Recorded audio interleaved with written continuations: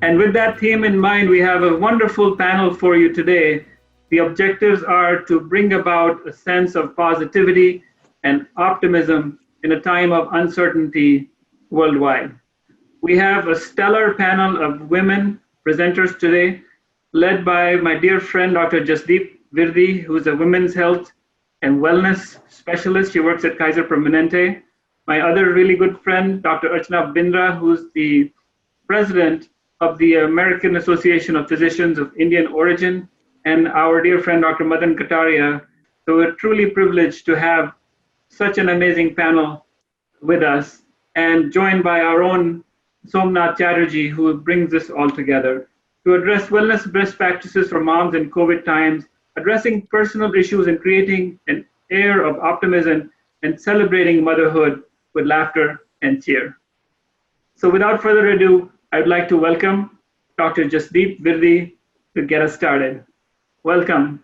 And we call her Mona lovingly. So Mona, welcome to the show. Hi, good evening, good morning, namaste everyone, and a very happy Mother's Day to you all, whether you're celebrating in person or in memories. Honestly, I think every day should be a Mother's Day because one day is not enough, and that's my feminist side speaking. But I want to thank Pankaj for giving me this opportunity to interact and connect with you all today. A little bit about myself. My name, as Pankaj introduced, Jasdeep Virdi. I'm a certified internist practicing with the Kaiser Permanente in Central Valley, specifically in Modesto, for more than 16 years. My leadership role that I'm really, really passionate about is serving as co-chair for Physicians, Health and Wellness. And in Central Valley Kaiser, we are 800 plus physicians. And the role that I'm really, really passionate about is the lead for Women Physician Wellness Group. And we have about 300 plus women physicians here in Central Valley, Kaiser Permanente. So people ask me like, why specifically, oh yeah, Happy Mother's Day. So people ask me specifically why women physician, why is it so unique and why is it more important? So I kind of direct them to like slide 1, which we're gonna show.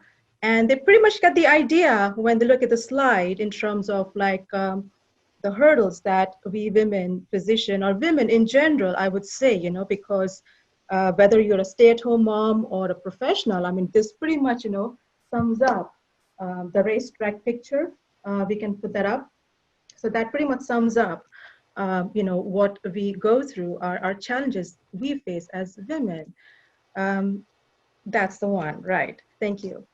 A little bit about myself outside work, interesting bit. I'm a Punjabi, married to a Malayali. So Shadi.com working well for now. I have 2 boys. I have 14-year-old Tejas, who's actually a published author of 2 sci-fi books on Amazon. And all the proceeds have been donated to a Valley Children's Hospital. He's been writing since he was 6 years old, and everyone says it's some Malayali genes. So I said, okay. My other one is a different story. He's my 11-year-old. And he takes more after Punjabi genes. So for me, balancing like motherhood between like 2 states, it can be challenging sometimes, but I guess, God, granted me the gift of love for challenges. So I love them so much dearly. So today we are here to talk about some wellness, share some best practices, and how do we create and maintain optimism, especially during the times like this. I like my talks to be very casual, laid back, interactive. So please feel free to text your questions, and we'll try to, take as many questions during the time that I have. And if we have more questions, I can have Som send those questions to me, and then I can get back to them. So not the best start, right? And possible ending to 2020. We had so many milestone events planned, had to be canceled, changed to virtual or postponed.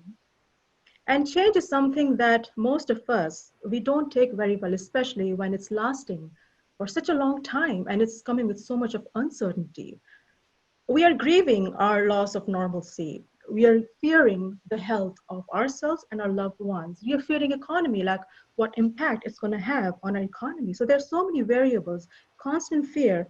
And how do we get to cope? How do we have some skills to kind of get over this phase that we are feeling? So we're going to have some discussion about like whether it's the kids, whether it's the working families, or whether it's our seniors, like how it's affecting, how this pandemic is affecting all different age groups, all different demographics. So as a physician, I never knew I could work from home other than charting, documenting, but doing virtual care, talking to patients, taking care of patients has actually been an interesting experience for me. And actually we've done really well in terms of that. And I think that's encouraging in some ways, that it might give some flexibility to physicians to be able to work from home, and maybe the work-life balance actually might actually happen, not a myth anymore. But there's one slide I want to show, slide number 2. That's the one. So this is how it is, right? Working from home. As mom, as wife, we have so many things, like in between, I'm calling patients, doing video visits, I'm going down, fixing breakfast, then coming upstairs, putting my white coat, getting ready for video visit. So, it's kind of put a little bit of challenge into our, what I call the second shift as a mom, because we are still, oh yeah, one thing that's missing is a barber, because I think I'm the official barber of the house now. So what we're doing is, we are, as women, we are doing our regular job, daytime job, and then our second shift starts, whether it's daughter, daughter-in-law, mother, wife, and this has taken its toll. I hear about it, and I just want to kind of make sure that we all are coping well with it. I want to make sure that you're asking for help, and making sure that you have time for yourself. And asking for help is not being rude. It's not any sign of weakness. It's just something that you owe it. We owe it to ourselves. I think women in general, they have a little challenging time, a little bit more, because of the existing structure, the social norms that we are the caring ones, so we have to, do more, and it's okay. So kids, how are kids doing? It's something, that make sure you talk to your kids, make sure you check in with them, make sure you huddle with them, make sure you are their friends now, also with the social isolation, so you have to be their friends too now. Make sure you're checking on the kids, and make sure that they're checking on their friends so that they're doing well. So it's just a support system that not only as a friend, not only as a family, but also as a friend, it really comes in very handy right now during these times. I know we've been telling our kids, stay away from phones, social media, but now it's interesting. We're saying, okay, you know what, connect to the social media, get your phone, text, and make sure people are doing okay. So the times have changed a little bit, and I think it's needed, though, to some extent, as long as we have the balance. I think it's good. It's all good in terms of the social interaction the kids now may have to do. Keeping kids busy, keeping kids challenged. With the online schooling, the kids are doing 2 to 3 days a week. Our kids are doing virtual martial arts session once a week, piano session, they're tutoring, merit badges for the Boy Scouts. So just keeping them challenged enough, busy enough, and not overwhelming them. And I think that really is something I'm sure a lot of us are doing. And we may need to start planning for long term for our kids, the academics, because they may not go back to school this year at all. So how do we kind of prepare ourselves, prepare our kids that, this is a possibility? Looking into the long-term academic options, like whether it's homeschooling, it's things that we have to start thinking, and it does add to stress as a parent, speaking for myself, like, other than work, taking care of their health, household stuff, we do have to think about where this is heading when it comes to our kids' academics. So I do have an 8-page long list for all the different websites. I have given it to Som, so maybe he can share all the websites, all the activities, like KidsRec from K to 12. They can all share different activities. So that might be useful to some of you. So please take a look. Now coming to our seniors. I think they have been hit the hardest because they really rely on in-person interaction. They like to meet people, go for their walk and talk, sit on the bench in the park and have that conversation, that connection. Places of worship are closed. So how do we help them to stay connected? it's something that we may need to help them with technology and be patient, very patient about it. I tried to wish my mother happy Mother's Day this morning. I tried to FaceTime her, so that was interesting. But at least she got to see me, so it was 50% success. And I'm having more video visits with my older patients, and they love it. I mean, they're so happy to see actually another human being. They won't stop waving, and so it's they're the most happiest bunch. So just make sure that keep our seniors connected, because they really miss hugging their grandkids, and visiting them. So just make sure that you are aware of that. I'm going to show a third slide, and that's basically I want to sum up things about self-care, basically like my 4 pillars of self-care. So physical activity, I mean, that's something really important. And what I normally do is in between my schedule, calling patients, I'll do a quick workout or a quick stretch or Zumba or something, because that keeps my energy level going. Nourish, I picked a few dishes and I grill a lot more.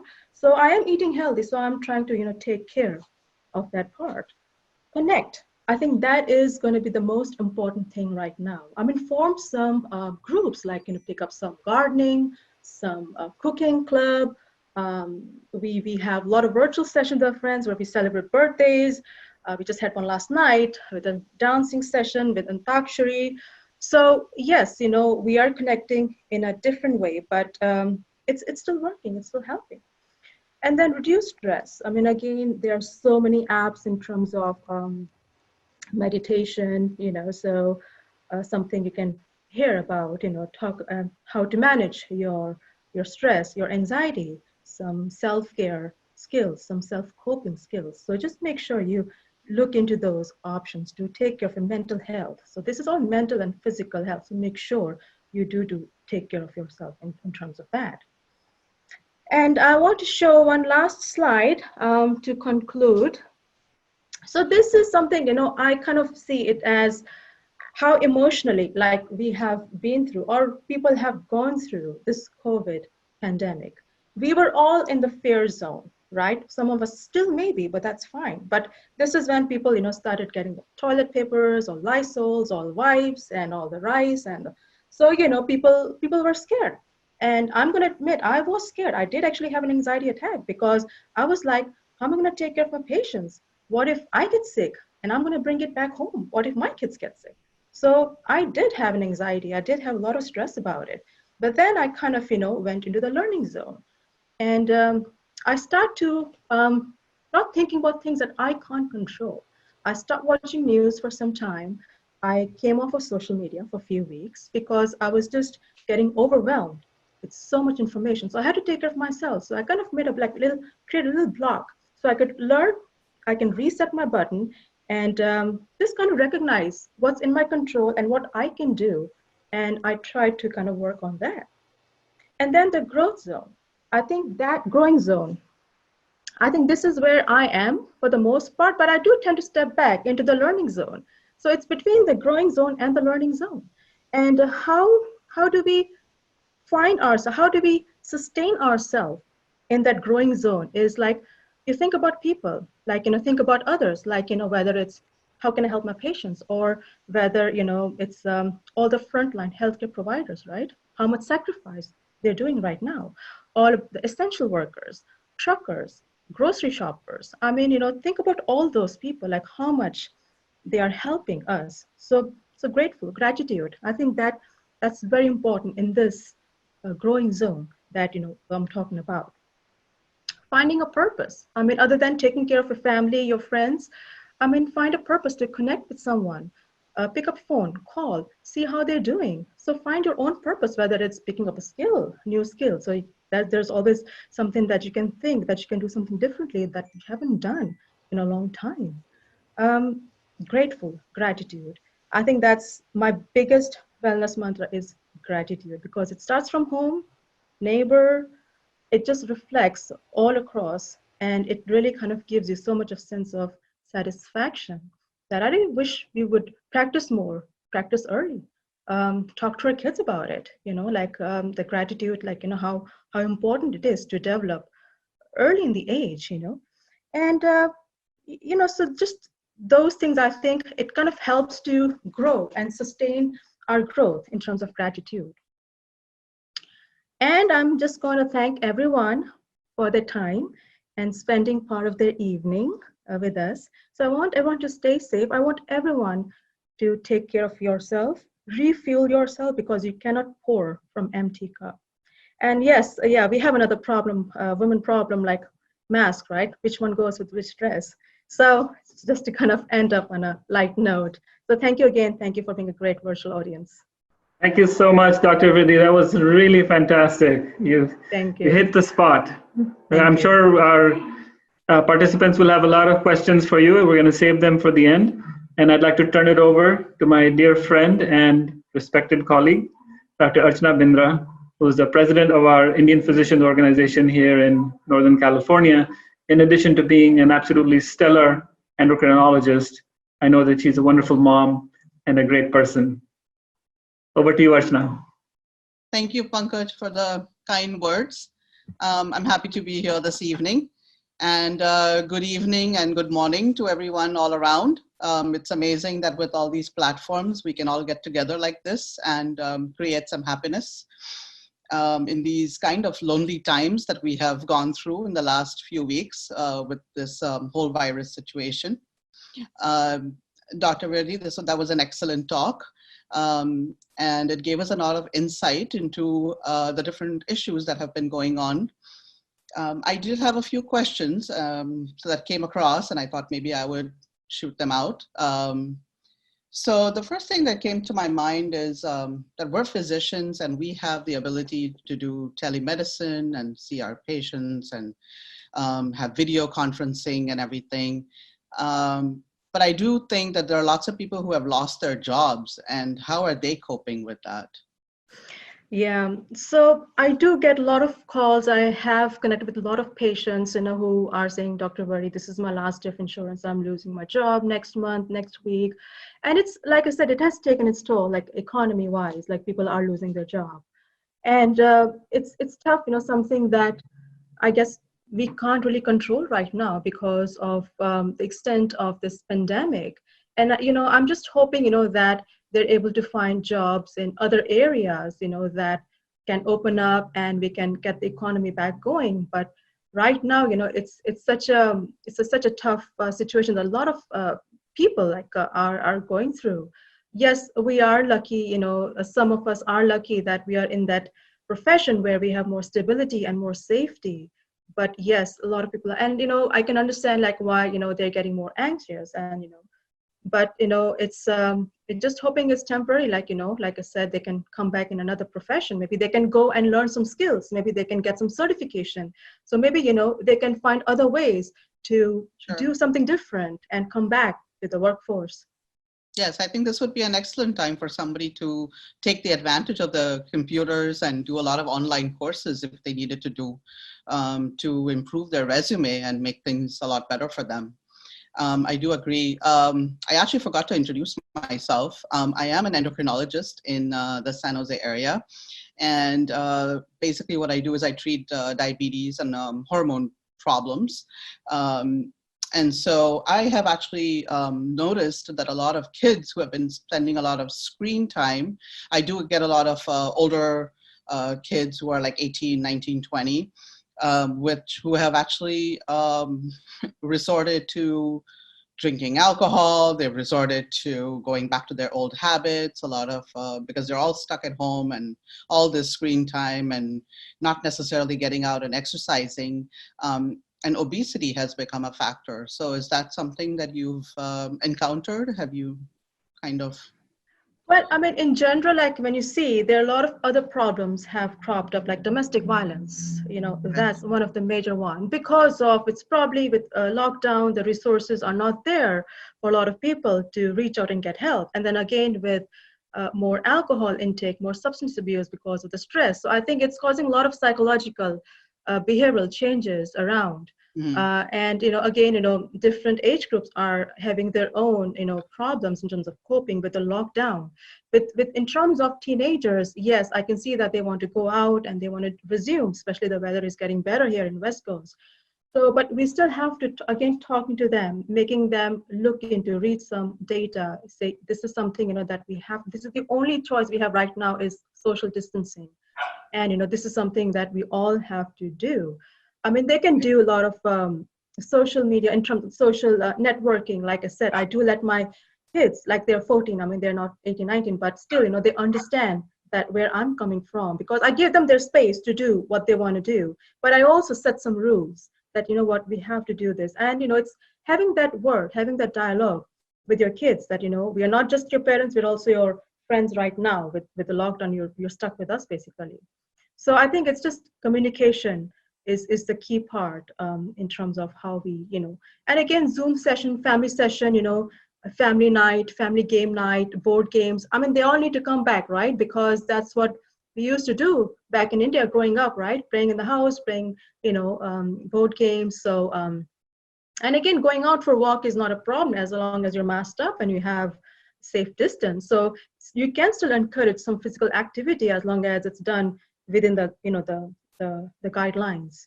So there could be a lot of different things, different aspects. Yes, I do agree with that. I'd like everyone to put in their questions as we go along, so we could take them a little later, or even right now, if you had something burning that you would like to ask. Since I don't really see anything as of yet, I did have another thought that comes to mind. I actually live with my mother-in-law, and I've noticed that she has been spending a lot of time on the sofa. And she used to go to ICC and spend a lot of time with other older folks doing yoga and etc. And that has actually not been there at all. And she's pretty much been in the house for the whole time, which I think has made it very difficult in some ways. I mean, she has been entertaining herself with TV and the usual, and cooking and stuff like that, and helping me out immensely, which I have been very grateful for. But I think that they need to have some other outlet. And what do you do in this time frame when you don't have anything going on? Right. I mean, it's like a double-edged sword, right? I mean, it's a blessing that they're here in the house, to kind of help us because we are working from home too. Sure. So, but in terms of like, yes, they're missing that that connectivity, that connection, and how do we kind of, make them change the way they connect now, because like I said, it's going to be a long term, like 6 months to 1 year, and so it's something, that they need to maybe join Zoom sessions. A lot of senior people are joining a Zoom session, whether it's like some other activities, so they are doing a lot of Zoom sessions. And we do need to encourage activity, because I do see a lot of weight change, like you mentioned, obesity, and then blood sugars. Diabetes is actually, some patients are saying, because of the activity, it has caused increase in the blood sugars too. So it's affecting our seniors a lot more, because when they're not active, they lose their muscle mass faster, and they kind of get weaker. So when I talk to my senior patients, I encourage them, you have to do some sort of chair exercise, chair yoga. You can still be active. You can still be inside the house, and you can still be active. So I just kind of give them some resources that, you go out, but you can still maintain your gardening. Right now, the weather is getting better, so be out, do some gardening. But don't forget to do your shoulder, your exercises, because you need to maintain your muscle strength and muscle weight. I'm not seeing any other questions popping up. So how do you go about your day? How do you manage to keep yourself and your sanity and everything in all of this? I mean, I'm a women physician, and I have a child at home, and sometimes I just find it difficult to, go about my day and not lose my temper somewhere. No, and this is okay to do that. Women are supposed to, show all emotions, so it's okay if you lose it, once in a while.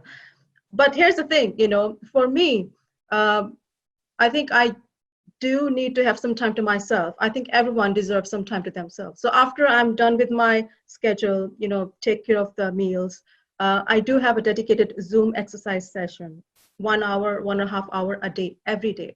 And I started doing that a week or 10 days ago. And I found that immensely helped me with dealing with my own anxiety, because I actually went into some sort of a mild depression because I was not working for 10 days. We took vacation. And I had nothing to do. I had lost purpose.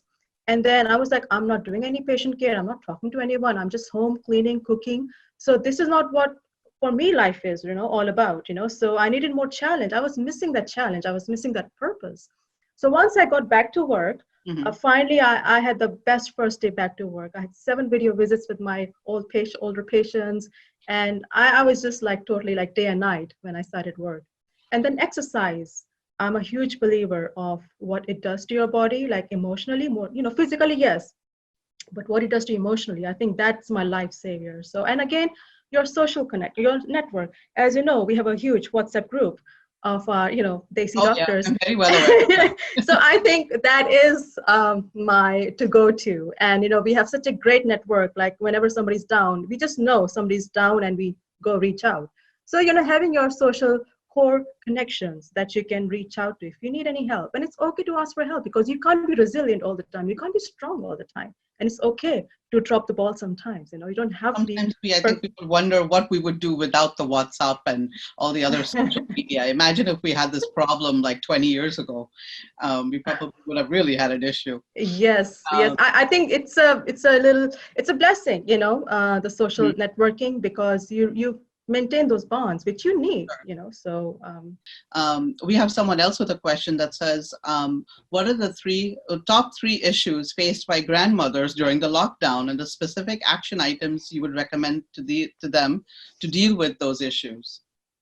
So top 3. So again, like, Manju, she gave really good idea about her routine. So I think, if we can have, Manju's routine, it's going to help a lot of people. So staying active in terms of socially active, in terms of the top 3 would be depending on the education level, whether how comfortable they are using technology. I think that would be one factor in terms of how comfortable they are using technology, computer, laptop, or their smartphones. So that could be one factor. The other thing is, obviously they're not seeing their family in person as much.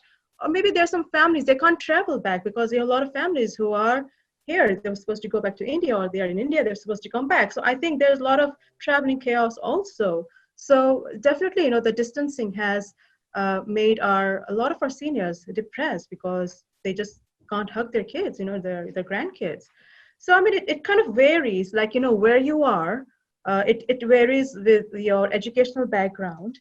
And, I think between those two would be the most top 2, I think, factors in deciding, like, how our seniors are able to face or come out of it, and, what kind of help they have, whether they have a good support at home. So, it just depends on from like person to person, like different factors affecting their quality of life, how it has changed now. So we have a physician question and comment. As physicians, burnout is already high. How can we live with moral distress and the guilt of deep sense of duty versus the risk to my family? Any suggestions on strategies of how to create the balance and feel a sense of purpose? Yeah, that's a whole 1-hour talk, honestly speaking. We'll be here forever talking about it. But yes, we do see a lot of distress. We do see there's going to be a lot of post-traumatic stress disorder in our healthcare givers, because inability to provide the care that we want to, the expectations set on us, moral injury, ethical injury. I mean, we have to go through so much of emotional trauma because we are trained to treat the disease, but what we were not trained to is to see all this emotional conflict that we're going through. I don't feel safe. I fear for my family. I mean, we have like today's Mother's Day. There's so many mothers that are not able to hug their kids because they're working with COVID patients. So that's taking a toll, right? So things like this, it will add up. And I just hope, we have good resources for our healthcare providers to give them like a helpline to get them out of it. But we need help. We need more help. We need more resources. And it's not going to be like, once COVID is over, we're going to be fine, normal, everything is going to go away. No, this is going to have a long term. We already have a burnout rate of 50% in physician. And especially in female physician, the burnout rate is higher. So this is obviously going to increase our burnout rate. So how well equipped are we? I mean, as organization Kaiser, yes, we have tools and resources. What about our physicians who are doing private practice? So it depends, like, who has what resources. So it is going to take its toll. And so that's another repercussion, like, we kind of, are so guarded, and so, it's going to happen. But stay strong. Like I said, we need to support each other. We need to stay positive, reach out, talk, pick up a phone, and just do whatever you can in your capacity, whether you're physician or non-physician. Just reach out and, just talk about it. Just talk about it and see what you can do, about it. And what you can't control, you just can't control. But do your best and, try to stay positive and take care of yourself as much as possible. Thank you, Jasdeep. It seems that that's all that we can really do in this phase of our lives. It is a very challenging time, and today is a very happy day, but of course this day should be every day, as she mentioned. I think we need to celebrate women, and I think people in general every single day. Everybody should be happy. I'd like to introduce our next speaker. I'm actually from Bombay, and I've had the opportunity to attend one of his laughter sessions at Priyadarshini Park in the mid-1990s. And I didn't ever think I would be on the same panel with this person ever in my life. And so I'm extremely honored. For those of you who don't know who he is, Dr. Kataria is a physician, as well as the founder of the Global Laughter Movement. I think his main job is for having immunity and lightening up and celebrating with laughter yoga. And that's what he brings to us today. So with any further ado, I'd like to bring him. Dr. Madan Kataria. It's time to laugh. I will now, everybody will be on video so that they can all be seen and we can all enjoy together. Thank you, Dr. Jasdeep. It was really enlightening. Thank you, Dr. Archana, Dr. Vij. And it's an honor to be sharing the stage with you, virtual stage with you. And before we laugh, there might be some new people in this group. So I just want to share with you that what is laughter yoga, how it can contribute especially to the mental health and physical health, increase our immunity, reduce our stress levels down. So just I'll explain in a minute and then we'll get going with laughter exercises. Okay, are you ready to laugh? Just understand that laughter yoga is not a comedy. This is an exercise program where we laugh on purpose. Why? Because a lot of scientific studies have shown that even if you laugh for the sake of laughing, even if you act like a happy person, your body doesn't know whether you're acting or whether you're really happy. So you still create the positive, happy chemicals. Second, laughter itself is like a breathing exercise. When you're laughing, you're exhaling a lot of stale air out of your lungs.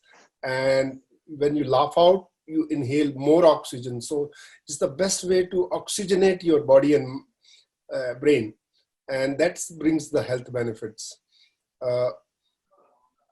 What I did in the last 25 years, there are more than 25 to 30 research papers all over the world on laughter yoga methods, because people had some serious doubts that laughing for the sake of laughing is really good, or what should be natural laughter. But what I want to say that laughter exercises are much better way to deliver the benefits of health benefits of laughter than natural laughter. Natural laughter comes in few seconds here and there. It's not sustained laughter. Now science tells us that to get the health benefits, you must laugh continuously for some time, and that should bring physiological and psychological changes much better way. So I feel that laughter yoga is a better way to get the health benefits. Now, how we are doing in COVID-19 when laughter clubs were physical clubs and we meet in person in groups. So we are actually laughing more than ever before. In fact, we are the only community who are laughing much more than anybody else in the world, because laughter yoga is not something about funny. We are doing as an exercise. So I suggest that now it's time to laugh. I'll show you some laughter exercises. So I'll give you a little overview The funniest thing is we start with some COVID laughter exercises. So first we'll be washing hands, and we will be washing hands and laughing a little bit.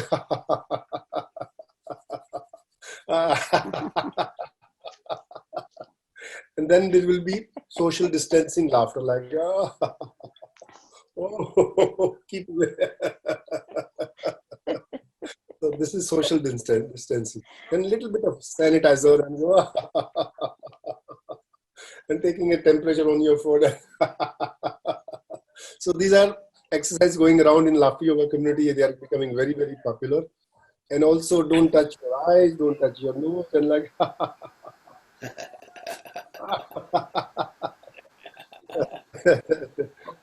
So I suggest that even if you feel a little bit awkward, just keep laughing.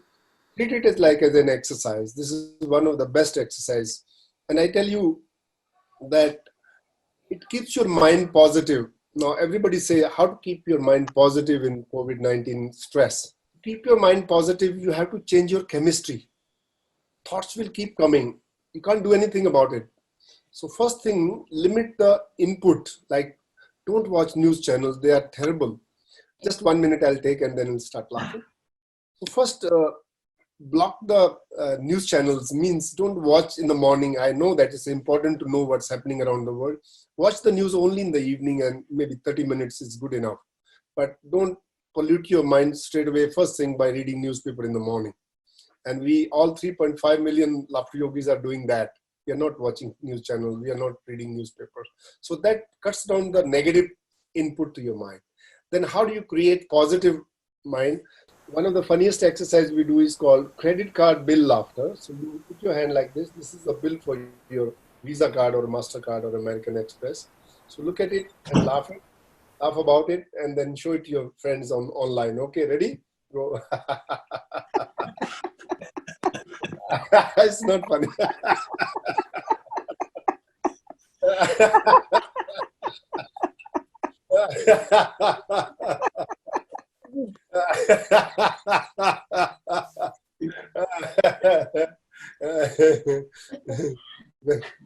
So it cleans your mind. So normally we use dental floss to clean your teeth. Now let's clean the mind with a larger thread and bind it around your finger and clean your mind and laugh.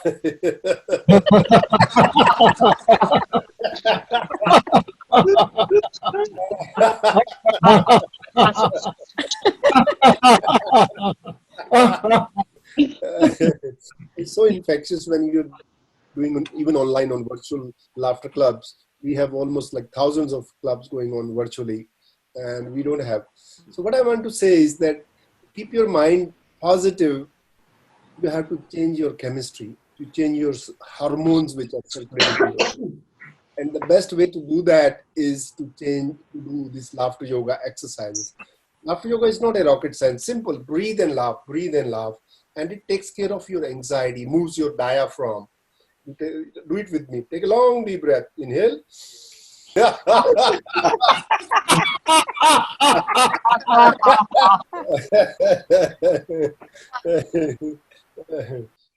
So like this, we have created thousands of exercises. And the last exercise I want to share with you, you must do it with your family today. When you sit on the dining table for dinner, lunch, or breakfast. And this exercise is called 1 minute laughter challenge. Now, mind you, it's not easy to laugh for 60 seconds. But when you're doing it in a group, it becomes contagious and it can go on and on. I bet. No need of jokes, humor, comedies, nothing. So this is called dining table 1 minute laughter challenge. And we will do right now I want to see if you guys has the capacity, if you guys have the laughter muscles to laugh for a minute. It's not easy. So let's start 1 minute laughter challenge, and which you will do with your family today before eating dinner or breakfast or lunch. So this is 1 minute laughter challenge. Your time starts now. Start.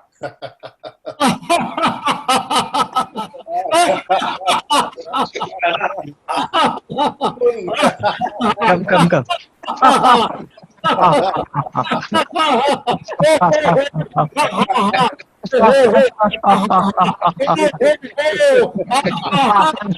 One minute, challenge. Keep going.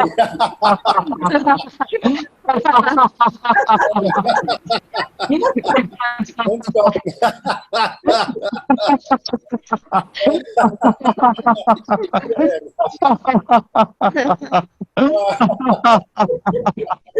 Wash your hands.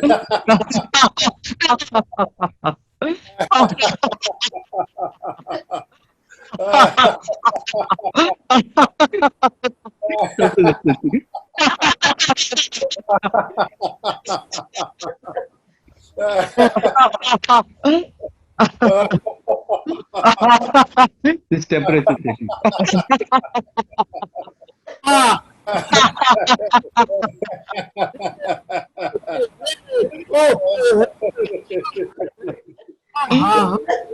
Very good.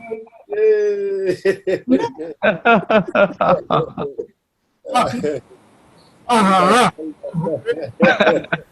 Nareen is really happy. I remember Nareen's father was a very staunch believer of Laughter Club in Jaipur. And most of the folks in Laughter Yoga clubs are seniors. And this is the time seniors need to wake up their immunity, increase your oxygen level. And I can't think of any easy technique than Laughter Yoga, which is now present in 110 countries. So we have more information on laughteryoga.org. So put Laughter Yoga on. You can join any Zoom laughter class.